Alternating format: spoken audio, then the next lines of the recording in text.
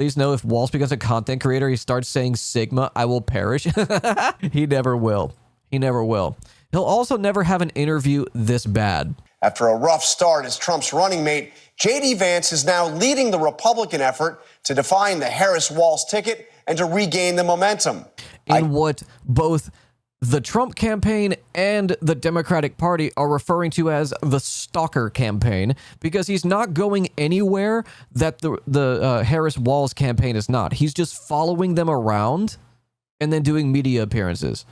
Anything's possible. I don't want people to start thinking that you could be comfortable. I don't want people to start thinking that, like, especially those in the Harris campaign, thinking that they got it in the bag and they can easy ride their way through this. Like, it's not over until it's counted. And even then, it's not over. I caught up with him this weekend at his home state of Ohio. We started with the state of the race. Thank you for joining us, Senator Vance. So, thanks for being here. I saw Kamala Harris said that she's the underdog in this race. Is that the way you see it? I mean, are you guys still the front runners here? Look, I think that we are going to have a very tight election, John, and that we just have to sprint to the finish line. We have about 88 days to actually persuade the American people that President Trump should be their president. Like, Donald Trump is not going to rallies to the point where, like, this is his events. Okay, so we are going to let you see the crowds. I know that's why a lot of you love to watch, is to see the crowds, and the crowds are here. See the crowds, and we'll be right back. And here is the crowds. If there's one thing you can bet on, is that there's going to be crowds. So here's the crowds being crowds. Neither vice president, and I think you just take nothing for granted. You don't believe any polls. The something to do with horses, it's just he has a Putin style photo come out where it's just Tim Walz in some blue jeans and some Air Jordans on a horse, shirtless. Whether the ones that are good for you or bad for you, you just try to persuade people as much as you can, and the chips are going to fall where they are. But Trump seems to think that he's got a huge lead. I mean, you just said this at the press conference. He suggested it could be a landslide looking at polls. Do you tell him that you need to kind of temper expectations? I think President Trump is extremely confident. Look, I'm extremely confident. I think we're horse caca. Don't even try to imply that Walz would be a Vosh watcher. I saw this thing that Nick Fuentes, of course, he's an avowed white supremacist. He said, what kind of a man marries somebody named Usha? Clearly, he doesn't value his racial identity, his heritage. I mean, this is racist garbage. Yes, it is. But this is also a guy that dined with Donald Trump at Mar-a-Lago during this campaign. Well, it's going to be great. It's going to be so good because, mark my words, this will happen. JD Vance and Donald Trump are at Mar-a-Lago, and in comes Fuentes and a couple Groypers, you know? Couple right-wing media personalities. There's Fuentes. If Fuentes was allowed back on Mar-a-Lago and he has to sit at the dinner table with JD Vance, or JD Vance has to sit at the table with Nick.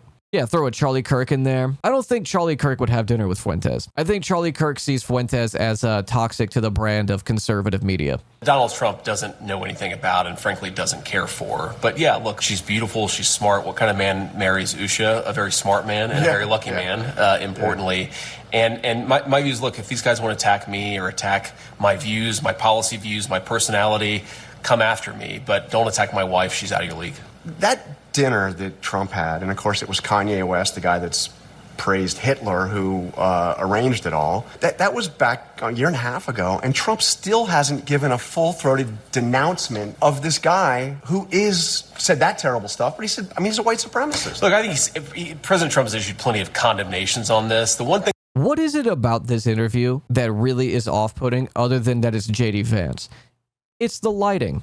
Because this lighting for this ABC interview looks like a Special Victims Unit episode. It looks like this is a politician in a SVU episode who has been connected to a victim, and they're doing a sting interview, okay? The one thing I like about Donald Trump, John, is that he actually will talk to anybody, but just because you talk to somebody doesn't mean you endorse their views. And look, I mean, Donald Trump spent a lot of quality time with my wife. All right, let's focus on something that's gotten a lot of attention. I mean, you know, this cat ladies comment. You talk about Democrat Party dominated by childish cat ladies.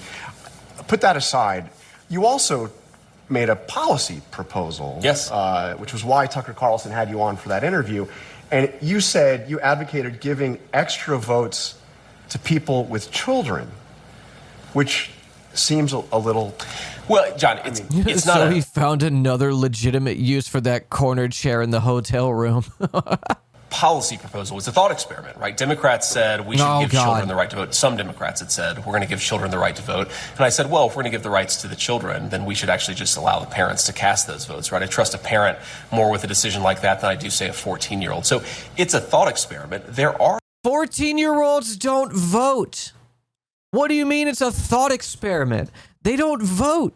I would trust a parent voting more than a 14-year-old. Well, we already do. But you're saying that the parent should be able to extra vote. Yeah, anything to say the age of 14. Why are you thinking about 14-year-olds so much, man? How about you experiment with different thoughts instead of ones about kids constantly? Because it seems like you're experimenting with some, different age groups, and I don't like that. That's very weird. That's weird. That's sus. At the same coin, he's trying to suppress young voters aged 18 to 25 who often don't have kids. Is that how that works? You gotta have a kid before you cast a vote? A good indication as to how fucked up the Republican Party is that they would choose JD Vance, that Donald Trump would choose JD Vance, and that the Republican Party would go with it and not pressure the campaign into going with someone else, is that Matt Walsh likes JD Vance. Matt Walsh likes him. Imagine for a moment if Matt Walsh were able to tone down his sociopathic murderer energy just emanating off of him at all times. He would just be JD Vance. So yeah, I absolutely do think that being a parent changes you in a profound way. I do not think that we ought to be changing the way that we do votes in this country. I was responsible. Yeah, no, when you share Zero, you're sharing wholesome stuff, like doing a D&D birthday party for your kid. That's cute. That's fine.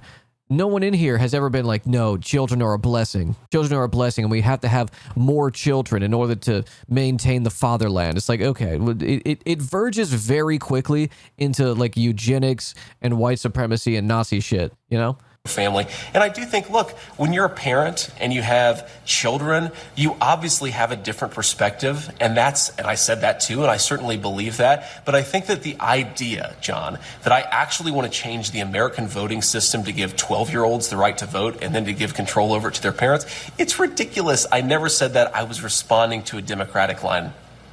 Okay. It was a speech on the. Anyway, the speech is.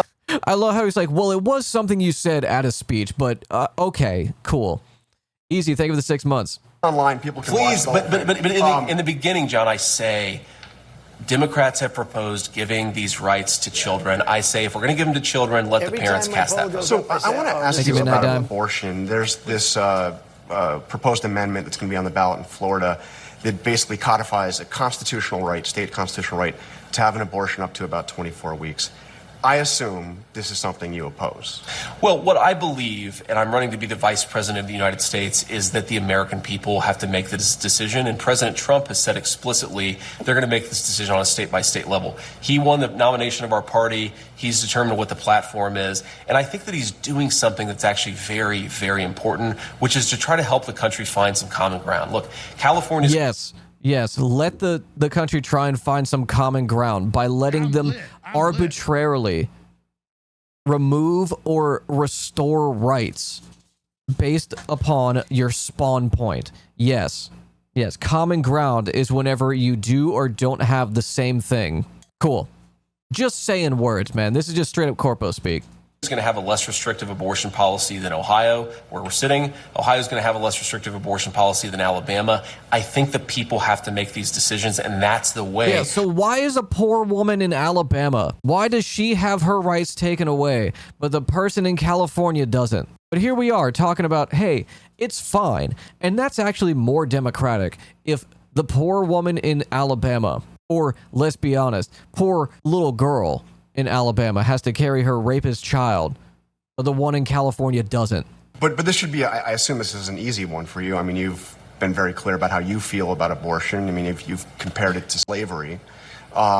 I didn't compare it to Well, slavery, the John. impact on the society to slavery. Yes. Ask the question. Yes. Go ahead. So easy as possible. Also, importantly, John, the people of Ohio decided by about a 60-40 margin to reject the pro-life framing, and you have to respect the will of the people. That's all that Donald Trump has said. That's what I believe. And as someone who really does want to say, John, I do want us to become a more pro-family country. I want us to have more babies and more families. I want our neighborhoods to be filled with the laughter of children and thriving families. We and the pro-life community, I think, have to figure out how to better make our case to the American people and how to make it easier to have a baby. It's way too expensive. Housing is through the roof. Medical costs are through the roof. President Trump and I have actually advanced a series of policies that would make it easier for us to have families. I think that's where we're focused on as a presidential ticket. And as the president has said, on abortion policy specifically, the states are going to make up their minds. And Donald Trump's going to have a chance to vote on that, and he says he's going to offer his position, didn't say what it was.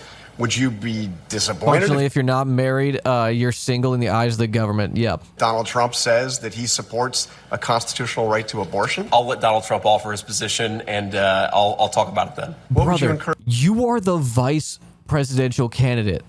You should know the guy who brought you onto the ticket's positions. You should be able to say what they are. What's awesome is that assuming Trump loses, that JD's political career is basically dead now. As soon as his seat comes up for re-election, Trump ruins everyone he touches. Yeah, but he'll just become a consultant or a lobbyist. It doesn't matter. Yeah, his political career is over.